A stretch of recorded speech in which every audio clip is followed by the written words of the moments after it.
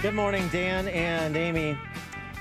A very interesting interview in spikedonline.com, spike-online.com to be specific. Yoram Lass is the interviewee. He is the former Director General of Israel's Ministry of Health and a staunch critic of the lockdown policy adopted in Israel and throughout the world. He says to the the global response to COVID-19, it is the first epidemic in history which is accompanied by another epidemic, the virus of the social networks. These new media have brainwashed entire populations. What you get is fear and anxiety and an inability to look at real data. And therefore, you have all the ingredients for monstrous hysteria. It's what's known in science as positive feedback or a snowball effect. Snowball effect of snowflakes. The government is afraid of its constituents, therefore it implements draconian measures. The constituents look at the draconian measures and become even more hysterical. They feed each other, and the snowball becomes larger and larger until you reach irrational territory. This is nothing more than a flu epidemic if you care to look at the numbers and the data, but people who are in a state of anxiety are blind. If I were making decisions, I would try to give people the real numbers, and I would never destroy my country. That's a statement. Well said, yeah. And what he's talking about is the economic devastation that has been inflicted just so far, and there's a lot more pain and suffering to come, particularly depending on how quickly a recovery is to be afoot, and it may be some time for large swaths of the population. Yeah, you may recede back from 30% unemployment, but it may be a year till you're back to single digits, maybe longer. And let me tell you something, 10, 12, 15% unemployment, that's a heck of a lot of Americans unemployed. That's a heck of a lot of Americans that are going to be searching for a new job, perhaps a new career. And it's obviously going to be a much more competitive environment. There's the introduction of technology, some of the trend lines that were already happening before this may have just increased in pace, and there may be fewer jobs in particular sectors than there were pre-pandemic. Serious business, particularly when you look at the numbers. And blue states in particular, the editorial board over at the Journal opining on this over the weekend. 2/3 of the leisure and hospitality jobs in New York and New Jersey, about half in California and Illinois, disappeared between February and April. 2/3 in New York and New Jersey, half leisure and hospitality, half in California and Illinois. That's 43% in Florida, which was among the last states to lock down and first to reopen. DeSantis in Florida, even though he's the bad example according to our esteemed politicians, Lightfoot and Pritzker, he provided exemptions for low-risk businesses, including contractors, manufacturers, and some retailers. The result, 4% of construction workers in Florida lost their jobs, as compared to 41% in New York, 27% in New Jersey, 17% in California, 11% in Illinois. So just Illinois to Florida, 3 times as many construction workers lost their jobs as in Florida, which is the bad example. We're the good example, so we're told. And, it goes on from there. David Graham has a piece in The Atlantic. Why are states reopening? Why are states reopening? The haste to reopen in defiance of medical expertise, economic data, and public opinion is thus peculiar. The most obvious possibility is that it's a testament to the power of the presidential bully pulpit and intense media coverage. Really? Is that why? Or is it the numbers that we're talking about here? People's lives being taken, and they're actually looking at the data and listening to a lot of experts saying you should reopen. And I'm not just talking about Yoram Lass in Israel. Well, even Dr. Fauci said it's time to reopen. I mean, it's time, we can't stay in lockdown mode forever. California doctors in Northern California say they've seen more deaths from suicide than they've seen from COVID-19. The numbers are unprecedented, said a doctor at the John Muir Medical Center in Walnut Creek, California. He said he's seen a year's worth of suicides in the last 4 weeks. And he believes California officials should end the stay-at-home order and let people back out in their communities. Personally, I think it's time. I think originally this was put in place to flatten the curve and make sure hospitals have the resources to take care of COVID-19 patients, but we have the current resources to do that, and our other community health is suffering. Maybe that's why there's a rush to reopen, because, to borrow Trump's from Trump in terms of the platitude, because the cure is worse than the disease. Maybe that's why. Maybe it's what Scott Atlas writes in The Hill: millions of years of life lost because of the shutdown. This is something Rich Karlgaard, the publisher of Forbes, did some back-of-the-envelope calculations on a few weeks ago, actually. If we only consider unemployment-related fatalities from the economic shutdown, that would total at least an additional 7,200 lives per month. Looking at research into the economic and public health consequences of economic destruction, as we've talked about from the beginning, this was always a lives versus lives, some lives versus other lives conversation. Assuming deaths occur proportionally across the ages of current U.S. mortality data and equally among men and women, this amounts to more than 200,000 lost years of life for each month of the economic shutdown. It's sort of an important statistic. I know that gets perhaps into the ugliness of recognizing we are on this planet for a finite period of time, and I know what the response will be. You have 0 more years of life if you just let this thing run wild, and so on and so forth.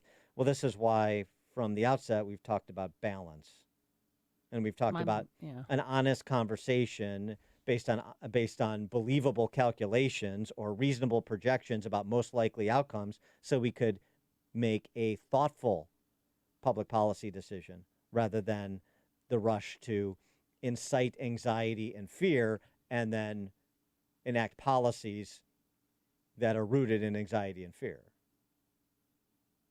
312-642-5600, Turnkey.pro answer line, 64636DA, Turnkey.pro text line. For more on this, we're pleased to be joined by John Tamny. He's the editor of RealClearMarket's.com, director of the Center for Economic Freedom at FreedomWorks, and author of The End of Work: Why Your Passion Can Become Your Job. John, thanks for joining us. Appreciate it. Hey, thank you so much for having me. So David Graham, as we were just discussing before you joined us at the Atlantic's, is asking the question, why are states reopening? And he suggests it's just a testament to the power of the presidential bully pulpit and intense media coverage rather than medical expertise, economic data, or public opinion. What an obnoxious thing for a writer to say. Well, yeah. Why are states reopening? They're opening because people are desperate, because people not only need to get back to work economically, but because work is what defines them. It's what gives them purpose in life.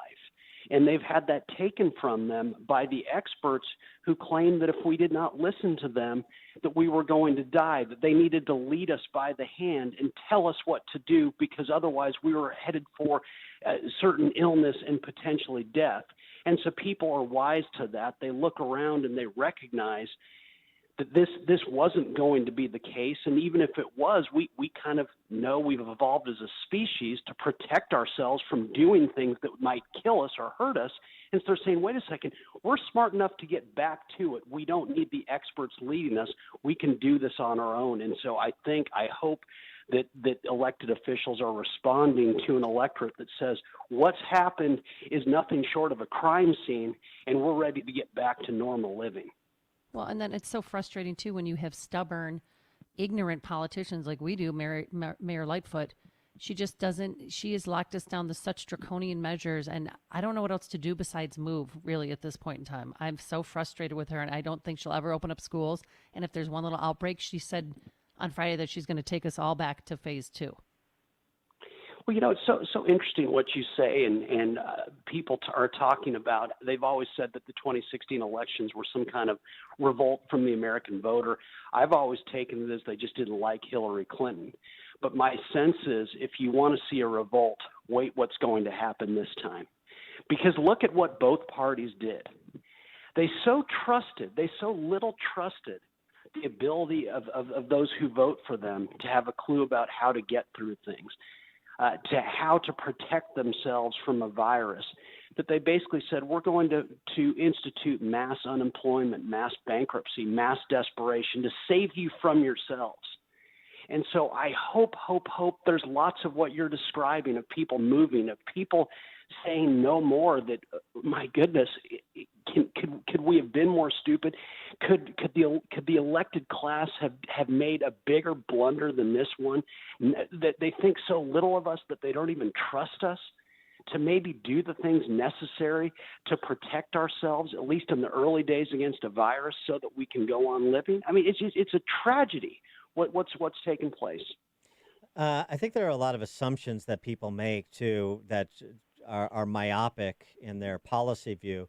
We just shut it down until there's a vaccine, or we phase it in, and we do so at a leisurely gait to make sure that we eliminate all prospect of risk, even though the data that keeps coming out and keeps being revised down, including by the CDC, seems to suggest there's very little risk for the young and healthy to begin with.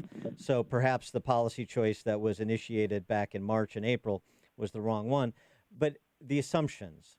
And one of the assumptions is, well, when we get back to work, everybody gets back to work, then we just resume where we were, and we continue to enjoy the standard of living that we became accustomed to, just like a rubber band snaps back in place.